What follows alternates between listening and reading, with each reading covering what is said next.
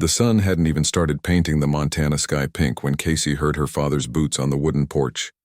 She was already awake, lying in bed listening to the familiar sounds of ranch morning, cattle lowing in the distance, the windmill creaking, and her dad starting up the old Ford truck that had more rust than paint these days. "Casey, you coming?" His voice called through her bedroom door. No urgency, no impatience. Just the same calm tone he used for everything. Whether he was talking to spooked cattle or explaining why the hay needed to be moved before the storm hit. She pulled on her jeans and boots, grabbed her jacket from the chair, and found him waiting by the kitchen table with 2 steaming cups of coffee. At 18, she'd been drinking coffee with her dad since she was 14. Not because she needed the caffeine, but because these quiet morning moments had become their time to talk about the day ahead. The ranch and life in general. "Spotted that coyote again yesterday evening," he said, handing her the cup. "Near the north pasture where we've got the new calves." Casey nodded, taking a sip of the strong coffee. Her father made it the way his own dad had taught him. Strong enough to wake the dead, he always joked. "Same one that's been hanging around all month?" "Think so. Getting bolder, too. Mrs. Henderson called yesterday, said she lost 2 chickens last week." This was how conversations went in their house. Straight to the point, no wasted words.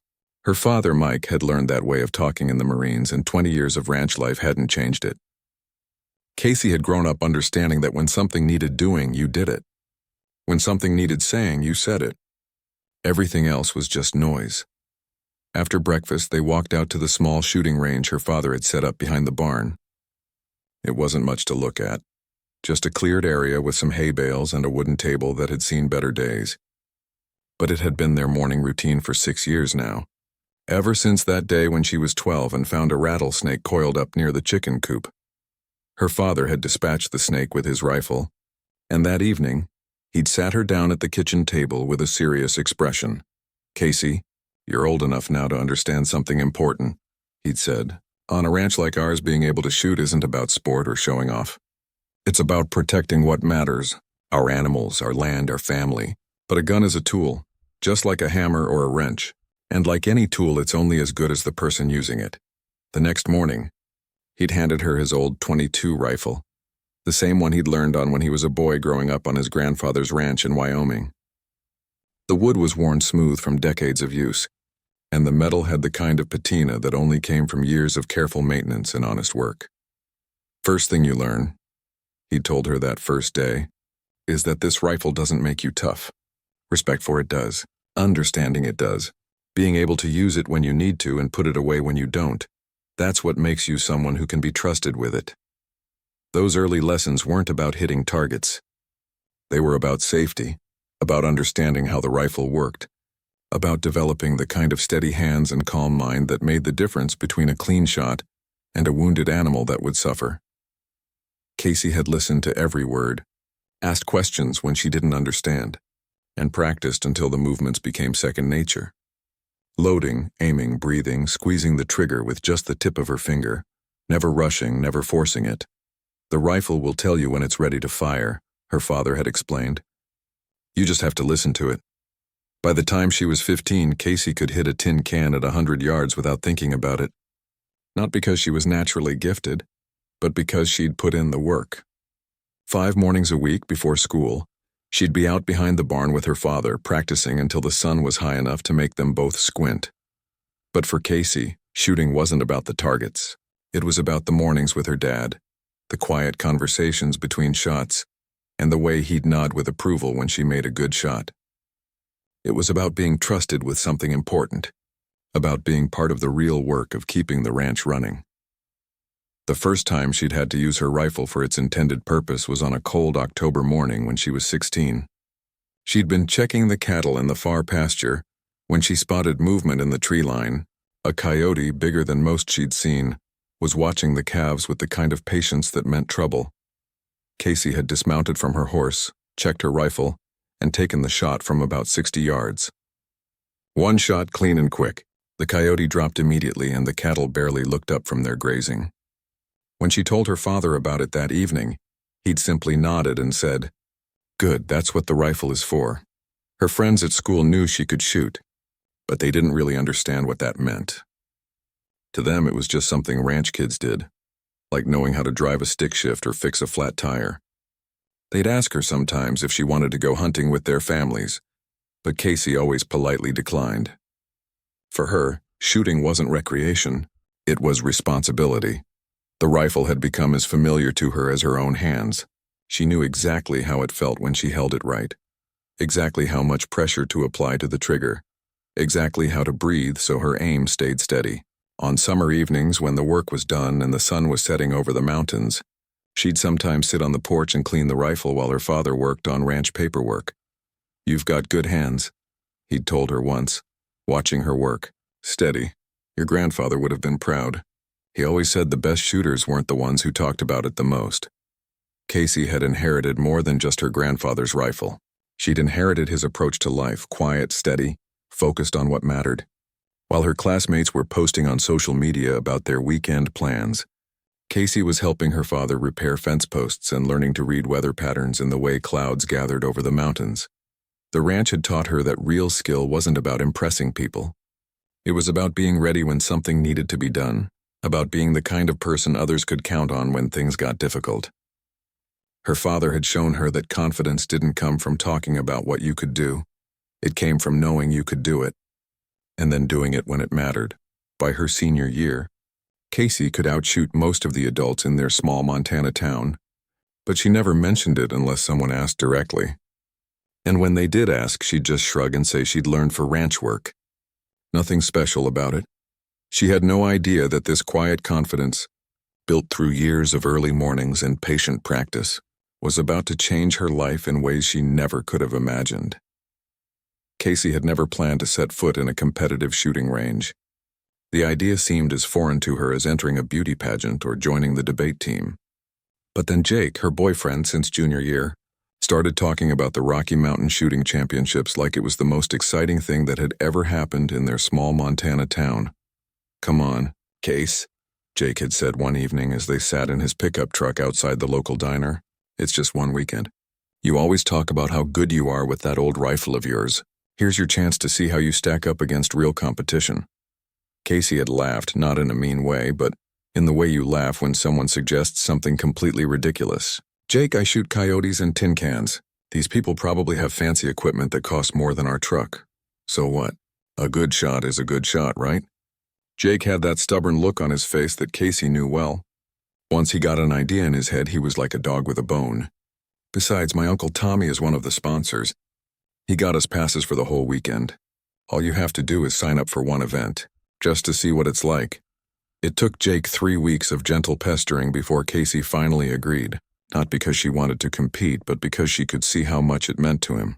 Jake had grown up in town, and while he respected ranch life, he'd always been fascinated by Casey's practical skills. He'd bragged to his friends about how his girlfriend could outshoot most grown men, and Casey suspected this competition was his way of proving that to a bigger audience. The morning they drove to the championship, Casey felt butterflies in her stomach for the first time in years. She'd packed her grandfather's .22 rifle in its worn canvas case, along with a box of ammunition and her father's old shooting jacket. The jacket was brown leather, soft from years of use, with patches on the elbows and a faded logo from a feed store that had closed when Casey was in middle school. "You nervous?" Jake asked as they pulled into the parking lot of the massive indoor facility. "A little," Casey admitted, looking at the sleek cars and trucks with gun manufacturer stickers covering their back windows. "This doesn't exactly feel like my crowd." The Rocky Mountain Shooting Center was nothing like the simple range behind Casey's barn. The building looked more like a modern office complex than a place where people came to shoot. Glass doors slid open automatically, revealing a lobby with polished floors and walls covered in professional photos of shooters holding trophies. The air smelled like new carpet and gun oil, and everywhere Casey looked, she saw people wearing matching team jackets with corporate logos. "Welcome to Rocky Mountain." A cheerful woman behind the registration desk smiled at them. "First time here?" "Yes, ma'am," Casey replied, feeling suddenly aware of her simple jeans and flannel shirt. "I'd like to sign up for the open competition."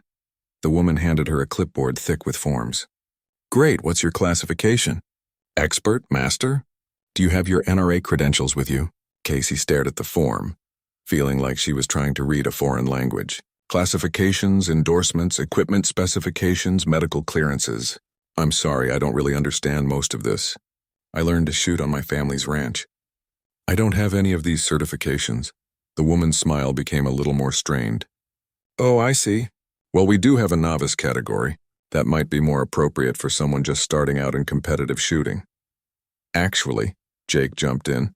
She's been shooting for years. She's really good. The registration woman looked skeptical but handed Casey a different form.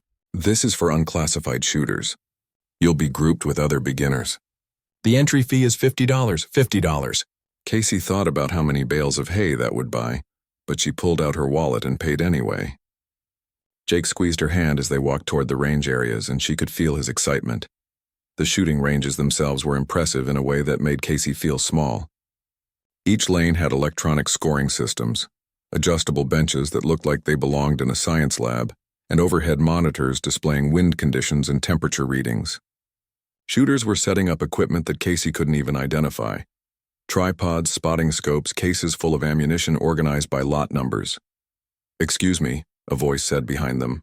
Casey turned to see a tall man in his 40s wearing a pristine shooting vest, covered in patches and pins. His rifle case looked like it could have housed musical instruments, all black carbon fiber and chrome latches. "Are you folks lost? The spectator area is back that way." "No, we're competitors," Jake said, a little defensively. "My girlfriend here is signed up for the open competition." The man looked at Casey's canvas rifle case and raised an eyebrow. "Really, what's your classification?" "Unclassified," Casey said quietly. "Ah." The man's expression shifted to something that wasn't quite condescending but wasn't friendly either. "First competition, then. Well, good luck. You might want to start with some local matches before jumping into something like this. Rocky Mountain draws some serious talent." As he walked away, Casey heard him say to another shooter, "Kids these days think they can just show up with their hunting rifles and compete with real precision equipment." Jake's face flushed red. What a jerk. Don't listen to him, Case, but Casey was listening and she was noticing things. The way conversations stopped when she walked past carrying her old rifle case. The sideways glances at her worn shooting jacket. The way range officials spoke to her like she was a child who might not understand basic safety rules. "Ma'am, have you been through our safety orientation?" A range officer approached her as she found her assigned lane. He was younger than Casey, probably fresh out of college, but he spoke with the authority of someone used to dealing with newcomers who didn't know what they were doing. "I've been shooting for 6 years," Casey replied, "but I'll listen to whatever you need to tell me." "Well, this isn't like shooting on a farm. We have very specific protocols here. Eye and ear protection at all times. No rapid fire. No loaded weapons except when you're at the firing line. Chamber flags when not shooting. Do you understand what a chamber flag is?" Casey nodded patiently as he explained things she'd known since she was 12. She could see Jake getting more frustrated with each condescending comment, but she put a calming hand on his arm. Getting angry wouldn't help anything. The real test came when she opened her rifle case. The conversations in nearby lanes actually stopped. Casey's grandfather's rifle, with its worn wooden stock and simple iron sights, looked like a museum piece next to the high-tech equipment surrounding it. "Is that thing even legal for this competition?" someone asked, not bothering to lower their voice. "Probably some family heirloom," another voice added. "Sweet that she wants to try, but this is a precision shooting competition, not a historical display." The most uncomfortable moment came when Todd Brennan approached her lane. Casey recognized him from the posters in the lobby.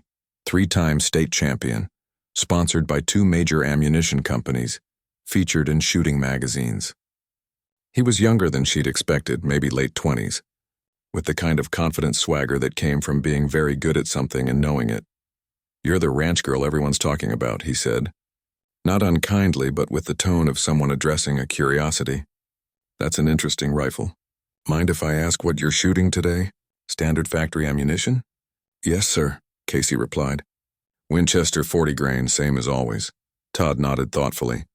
"And how much range time have you had with precision shooting?" "I mean shooting at measured distances with scored targets. This would be my first time," Casey admitted. "I see." Todd glanced at her rifle again, then at the electronic scoring system that would measure her shots to hundredths of an inch. "You know, there's no shame in watching today, getting a feel for how these competitions work.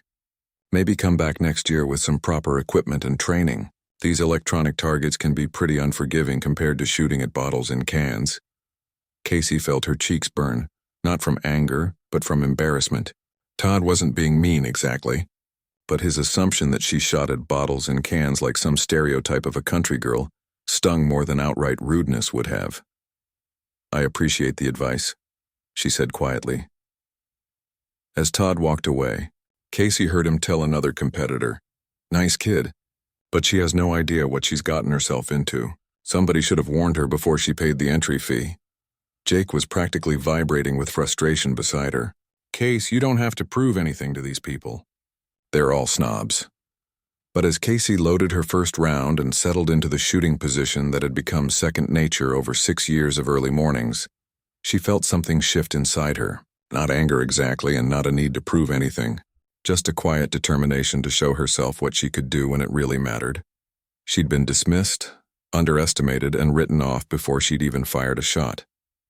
In a few minutes, she'd find out if all those mornings behind the barn had taught her something these experts didn't expect. The range fell quiet as the first round of shooters prepared for their attempts. Casey found herself in lane 12, sandwiched between a college student with a rifle that probably cost more than her family's monthly grocery budget and an older gentleman who kept muttering technical specifications under his breath like a prayer. "First relay, prepare for firing," the range master announced over the intercom. "You have 20 minutes for sighting shots, then we'll move to scored rounds. Remember, this is precision shooting at 300 yards. Wind conditions are currently light and variable from the southwest." Casey looked down the range toward the targets that seemed impossibly small and distant. 300 yards. She'd shot at that distance before plenty of times, but always at things she could see clearly. A coyote moving through the brush, a prairie dog standing on a fence post. These targets were just tiny black dots with rings around them, barely visible even with the high-powered spotting scopes the other competitors were using. "You okay?" Jake whispered from behind the shooting line where spectators were allowed to stand. Casey nodded, though she wasn't entirely sure that was true. Her hands felt steady enough, but there was something surreal about the whole situation. The electronic scoring system hummed quietly, waiting to measure her shot to precise decimal points. The overhead monitors displayed wind speed, humidity, and temperature readings that changed every few seconds. Everything here was about measurement, precision, scientific accuracy. Back home, shooting was about reading the land, feeling the wind on your face, understanding the behavior of animals. You didn't need electronic equipment to tell you which way the wind was blowing. You could see it in the way the grass moved, smell it in the air, feel it against your skin. "Lane 12, you're clear to begin sighting shots," a range officer said, stopping at Casey's position. "Take your time. Get comfortable with the distance and conditions." Casey settled into the shooting bench, adjusting the height until it felt right. The bench was more comfortable than the makeshift table behind her barn, but somehow less familiar. She loaded a single round into her grandfather's rifle and closed the bolt with the quiet click that had been part of her morning routine for 6 years. Through her simple iron sights, the target looked impossibly small. She could hear the electronic whir of spotting scopes in adjacent lanes, the quiet conversations of coaches giving advice to their shooters, the scratch of pencils on scorecards. Everything here was so technical, so precise, so different from the intuitive shooting she'd learned on the ranch. But when Casey settled her cheek against the familiar wooden stock of her rifle, something clicked into place. The weight distribution, the feel of the trigger under her finger, the way her body naturally aligned. These things hadn't changed.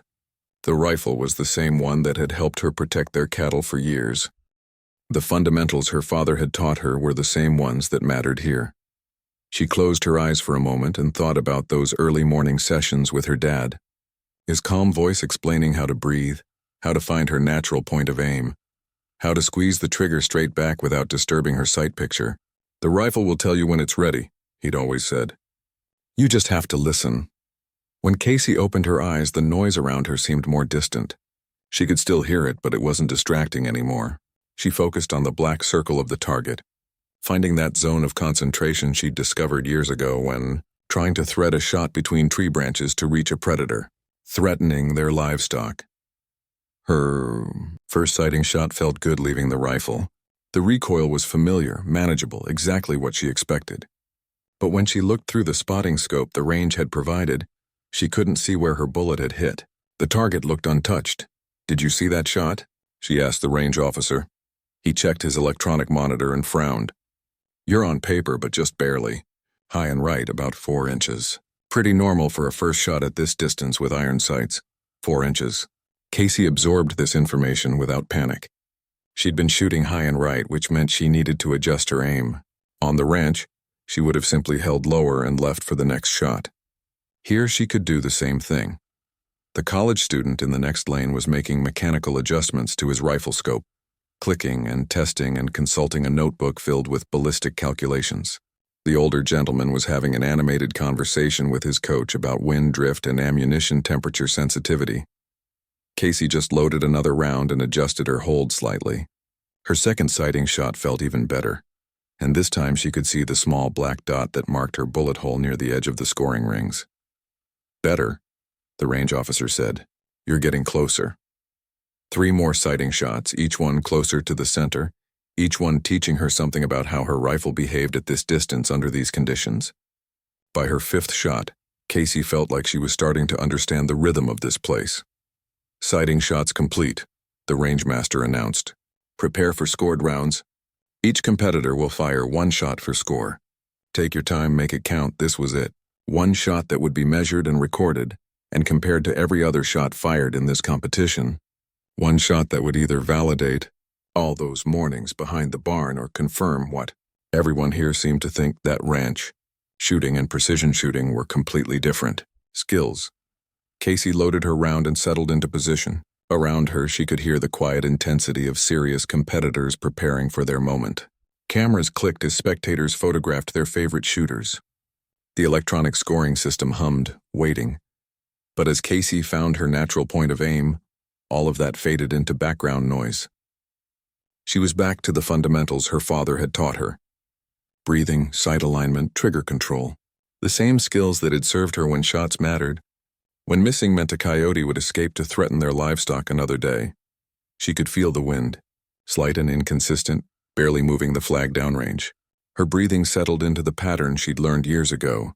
In, out, natural pause, squeeze. The trigger broke cleanly, the way it had thousands of times before. The shot surprised her, the way good shots always did. One moment she was aiming, concentrating, feeling the weight of the trigger. The next moment, the rifle was recoiling against her shoulder and the shot was gone, flying downrange toward the target. "Did you see that?" someone said, but Casey couldn't tell who. The electronic scoring system was silent for what felt like a long time. Then it beeped 3 times the way it did when it was having trouble processing a measurement. "Range officer to lane 12, came the announcement over the intercom. Casey felt her stomach drop. Had something gone wrong? Had she missed the target entirely? She looked toward Jake, who was straining to see the scoring monitor. 2 range officers hurried toward her lane, along with a man in a suit who looked like some kind of official. They were talking in low, urgent voices and checking equipment. "Ma'am," one of the officers said, "we need to verify this measurement. Your shot is reading as a 0.127-inch group from dead center. That would be a new range record." Casey stared at him. "I'm sorry, what?" "Your shot," he repeated. "It's measured at just over 1/10 of an inch from the absolute center of the target. That breaks the existing record by a significant margin." The conversations in nearby lanes had stopped entirely. Casey could hear Jake saying something excited behind her, but the words weren't registering. "A new record? With her first scored shot? We need to double-check the equipment," the official in the suit was saying. "Triple check, actually. This is unprecedented for an unclassified shooter." As they verified the measurement, word began to spread through the range. Competitors were leaving their lanes to walk over and see what was happening. Casey sat on the shooting bench, still holding her grandfather's rifle, trying to process what everyone was telling her. Todd Brennan appeared at her elbow. His expression completely changed from their earlier conversation. "That's your first competitive shot?" he asked quietly. "Yes, sir," Casey replied. He shook his head slowly. "Incredible. Just incredible. That's the kind of natural shooting ability you can't teach."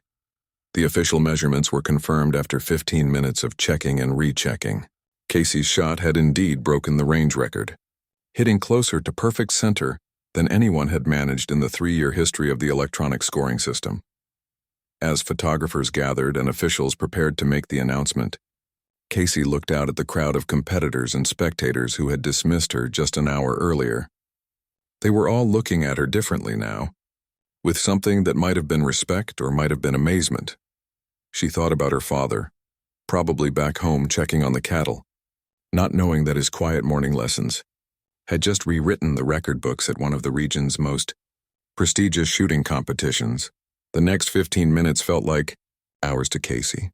3 different officials examined the electronic scoring equipment, comparing readings and cross-referencing measurements with backup systems. A small crowd had gathered around lane 12, and Casey could hear whispered conversations that stopped whenever she looked in their direction. "This is highly unusual," the head range official was saying to his colleague. "The system is reading 0.127 inches from dead center. I've never seen anything that precise from an unclassified shooter. Are we certain the equipment is calibrated correctly?" another voice asked. "Triple-checked. The measurement is accurate." Casey sat on the shooting bench, still holding her grandfather's rifle, feeling like she was watching someone else's life unfold. Jake stood behind her, his excitement barely contained, occasionally squeezing her shoulder and whispering encouragement she couldn't quite process. "Ma'am," the head official approached her with a serious expression. "We need to verify a few things for our records." "This rifle, is this what you normally shoot with?" "Yes, sir. It was my grandfather's. I've been using it for about 6 years now." He examined the old weapon with new interest, noting the worn wooden stock, the simple iron sights, the well-maintained but clearly aged metal. "And your training background? Any formal instruction?" "My father taught me. We practice most mornings before school, have been since I was 12. The official made notes on his clipboard. "Any competitive experience prior to today?" "No, sir. This is my first time at anything like this." He looked at her for a long moment, then at the electronic readout showing her measurement, then back at her. "Miss, what you've just accomplished is extraordinary. This range has hosted thousands of competitors over the past 3 years. The previous record was held by Todd Brennan at 0.184 inches. You've improved on that by more than 50%. As if summoned by his name, Todd Brennan approached their group. His entire demeanor had changed from their earlier encounter.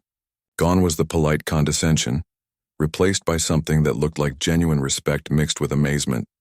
"Casey," he said, and she was surprised he'd remembered her name. "I owe you an apology. When I saw your equipment earlier, I made assumptions. I was wrong." "You don't need to apologize," Casey replied quietly. "I know how it looked. No, I do need to apologize. In this sport, we sometimes forget that precision comes from the shooter, not just the equipment." "What you just did?" He gestured toward the target display. "That's the kind of natural ability that most of us spend years trying to develop." Word was spreading throughout the facility. Competitors from other events were walking over to see what the commotion was about. Casey overheard fragments of conversations as people tried to understand what had happened. "Some kid from Montana just broke Todd's record. With iron sights, can you believe it? Ranch girl, never competed before. Old rifle that looks like it belonged in a museum." The attention was overwhelming. Casey had grown up in a small town where everyone knew everyone, but this felt different. These were strangers, experts in their field, and they were all looking at her like she was some kind of phenomenon. "Casey, right?" A woman in her 50s approached, wearing a jacket covered in shooting patches and sponsor logos. "I'm Linda Martinez, editor of Precision Shooter magazine. Would you be interested in doing an interview? Our readers would love to hear about your background." Before Casey could answer, a man in an expensive-looking tracksuit joined the conversation.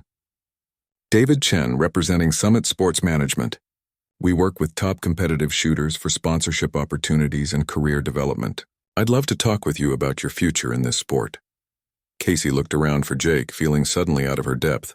He was still standing behind her, but his expression had changed from excitement to something like concern. This was escalating beyond anything either of them had expected. "I think maybe we should slow down a bit," Jake said, stepping closer to Casey. This is all pretty new to her. The head range official cleared his throat. "Ladies and gentlemen, we have confirmed the measurement. Casey Williams has set a new range record with a score of 0.127 inches from center. This breaks the previous record by a significant margin." A small cheer went up from the crowd. and Casey found herself shaking hands with people she'd never met, all of them congratulating her and asking questions about her training, her equipment, her plans. "How long have you been shooting competitively?" asked a young man with a professional camera. "Today is my first competition," Casey answered, and she could see him trying to process this information. "What's your training regimen like?" asked another competitor. "I practice most mornings before school, usually for about an hour." "What kind of technical coaching do you have?" "My father taught me everything I know." Each answer seemed to amaze them more. Casey began to understand that in their world, precision shooting was highly technical, requiring specialized equipment, professional coaching, and years of dedicated training. The idea that someone could walk in with basic equipment and self-taught skills and immediately set a record didn't fit their understanding of how the sport worked. Todd Brennan had been listening to the questions and answers, and finally he spoke up. "Can I ask you something, Casey? When you're shooting back home, what are you usually aiming at?" "Depends. Sometimes targets my dad sets up. Sometimes prairie dogs or ground squirrels. Coyotes when they're threatening the cattle." "And what's the farthest shot you've made?" Casey thought about it. "Maybe 400 yards. There was a coyote last spring that was being really persistent. Took me 3 tries to get the range right." The crowd around her had grown larger and she could hear murmurs of disbelief. 400 yards with iron sights at a moving target, under field conditions. This was the kind of shooting that most competitive shooters only dreamed about. "The thing is," Casey continued, not realizing the impact of her words, "when you're protecting livestock, you only get one good chance usually. The animal won't just stand there while you adjust your equipment or check your calculations. You have to be ready when the opportunity comes." Linda Martinez was frantically taking notes.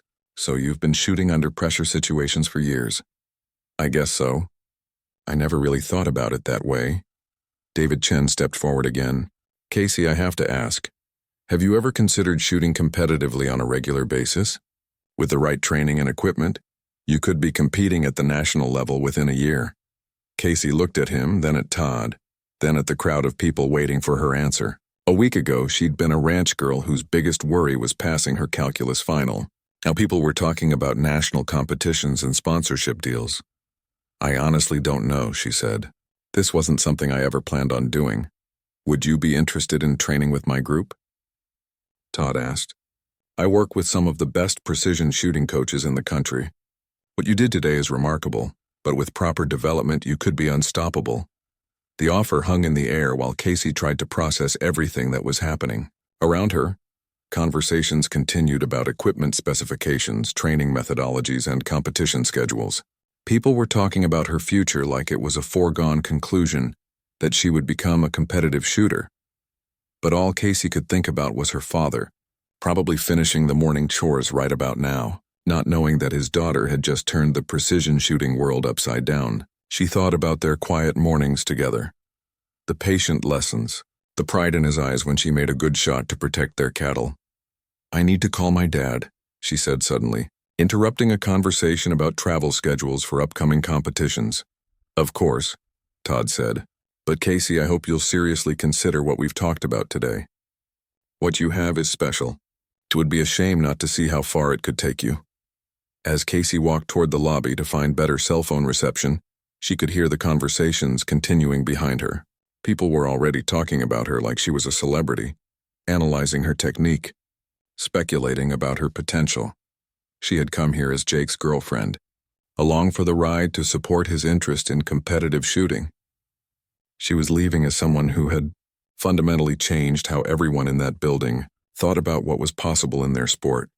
The question now was what she was going to do about it. Casey found a quiet corner in the lobby and dialed her father's number. Her hands were shaking slightly, not from nerves about shooting anymore, but from everything that had happened in the past hour. The phone rang 3 times before she heard his familiar voice. "Casey? Everything okay? Dad, I need to tell you something kind of crazy." She took a deep breath. "I just broke a shooting record." There was a pause. "Come again?" "At this competition Jake brought me to. I took 1 shot, and apparently it was more accurate than anyone has ever shot here. They're saying it's a new range record." Another pause, longer this time. "With grandfather's rifle?" "Yes, sir."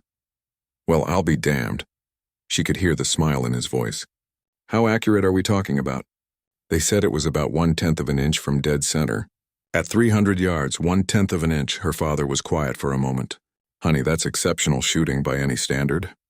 How are you feeling about all this? Confused, honestly. Dad, there are people here talking about sponsorships and professional coaching and national competitions. I don't know what to think. What does your gut tell you? It was such a typical response from her father.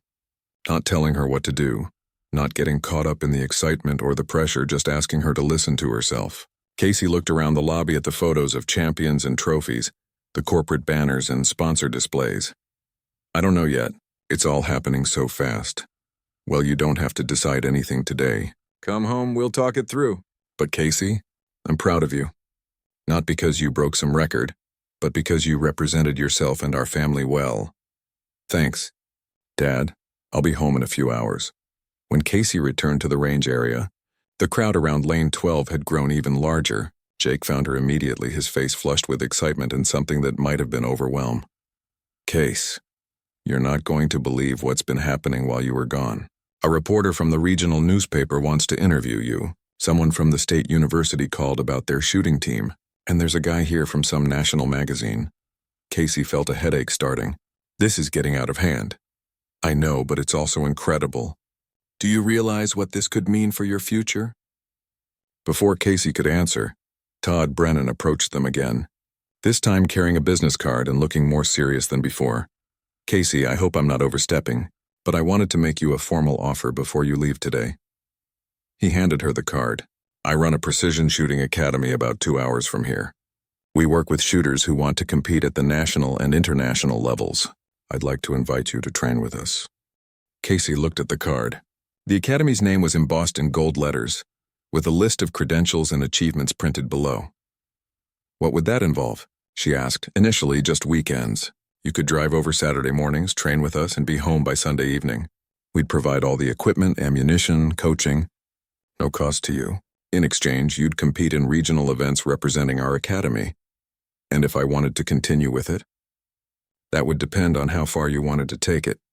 We have shooters who've made national teams, competed in world championships. But I want to be clear, that level requires total commitment. Years of training, traveling to competitions, significant lifestyle changes. Casey studied the card, thinking about what he was offering. Professional coaching, advanced equipment, opportunities she'd never imagined, but also a completely different life from the one she'd planned. Can I think about it? Of course. Take all the time you need. My contact information is on the card. As Todd walked away, Linda Martinez from the magazine approached. Casey, I hate to bother you again, but our photographer would love to get a few shots of you with your rifle and the record target. Would that be okay? The next hour passed in a blur of photographs, interviews, and conversations with people whose names and titles Casey couldn't keep straight. Everyone wanted to know about her background, her training, her plans. She answered as honestly as she could, but the same questions kept coming up over and over. Have you ever considered shooting professionally? What kind of coaching have you had? Are you planning to upgrade your equipment? When will you compete next? By the time they were ready to leave, Casey felt emotionally exhausted. Jake carried her rifle case to his truck while she said goodbye to the various people who had given her business cards and contact information. This is just the beginning, David Chen told her as they shook hands. I've been in this business for 15 years and I've never seen natural talent like what you displayed today. The drive home was mostly quiet. Jake kept starting conversations about what had happened, then trailing off when he realized Casey wasn't really responding. She stared out the window at the familiar Montana landscape, trying to process everything that had occurred since that morning. You okay? Jake finally asked as they turned onto the gravel road leading to her family's ranch. I think so. It's just a lot to take in. Casey, you realize this could change everything for you, right? College scholarships, professional opportunities, travel to competitions all over the world. This is huge.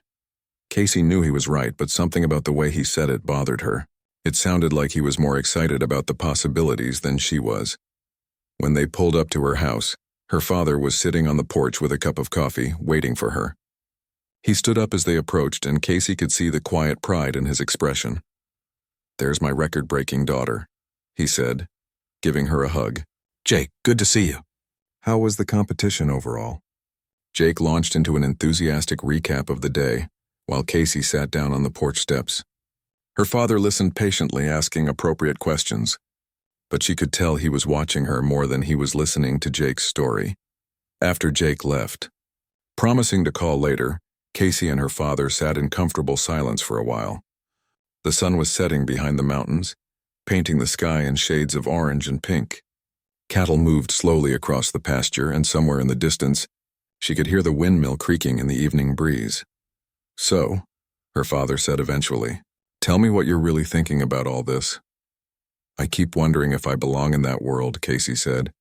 "Everyone there was so serious about shooting, so technical about everything. They have equipment that costs more than our truck, coaches with degrees in sports science, training programs that last for years. And I learned to shoot so I could protect our cattle from coyotes. It feels like maybe I'm in over my head." Her father was quiet for a moment. "Can I tell you something about your grandfather?" Casey nodded. "When he was about your age, he was the best bronc rider in 3 counties. Could stay on anything with 4 legs and a bad attitude. People started talking about him going professional, traveling the rodeo circuit, making a living at it. I didn't know that. He was tempted. The money was good, the travel sounded exciting, and he was good enough to make it work. But in the end, he decided he wanted to stay here, build this ranch, raise a family. He never regretted that choice." "What are you saying?" "I'm saying there's no wrong choice here, Casey. You could take that training offer, see how far your shooting ability can take you. That's a perfectly good path. Or you could decide that shooting is something you do for practical reasons, not as a career. That's also a perfectly good path." Casey thought about this. "What would you do?" "That's not for me to decide. But I will say this. Whatever you choose, make sure you're choosing it for the right reasons. Not because people are telling you it's an opportunity you can't pass up. Not because you feel obligated to use a gift you've been given. Choose it because it's what you actually want." That night, Casey lay in bed thinking about Todd's offer, about the magazine interviews, about the university coach who had called during dinner. She thought about the excited expressions on people's faces when they talked about her potential, about the business cards stacked on her dresser, about the opportunities that seemed to be multiplying by the hour. But she also thought about her morning routine with her father, about the satisfaction of protecting their livestock, about the quiet confidence that came from knowing she could handle whatever challenges ranch life threw at her. 3 days later, Casey called Todd Brennan. "I'd like to try training with your group," she told him, "but I want to start slow.